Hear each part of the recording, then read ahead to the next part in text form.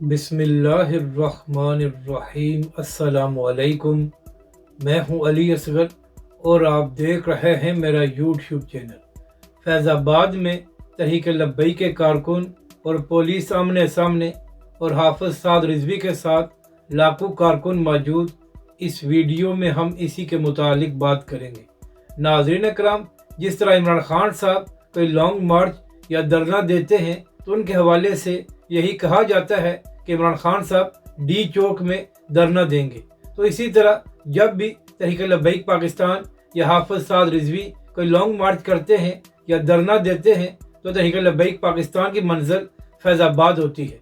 तो नाज़रीन करम, आज भी जो तहरीक लब्बैक पाकिस्तान लब्बैक या अक्सा मार्च कर रही है, जहाँ पर लाखों लोग मौजूद हैं, तो आज भी तहरीक लब्बैक पाकिस्तान की मंजिल फैज़ाबाद है।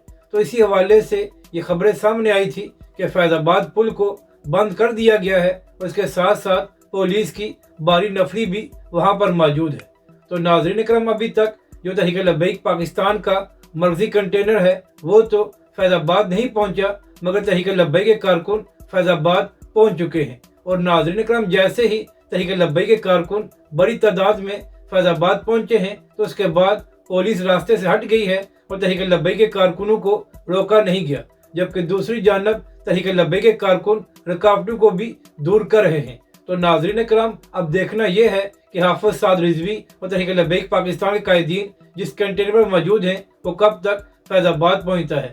मगर नाज़रीन करम, हमेशा की तरह तहरीक लब्बैक के कारकुनों ने रुकावटों को दूर कर दिया है, जबकि दूसरी जानब अच्छी बात यह है कि पुलिस वालों ने भी तहरीक लब्बैक के कारकुनों को रोका नहीं है, क्योंकि पुलिस भी जानती है कि तहरीक लब्बैक के कारकुन पुरअमन है। अगर आपको ये वीडियो अच्छी लगे तो इसे लाइक और शेयर ज़रूर करें और हमारे इस चैनल को भी सब्सक्राइब करें।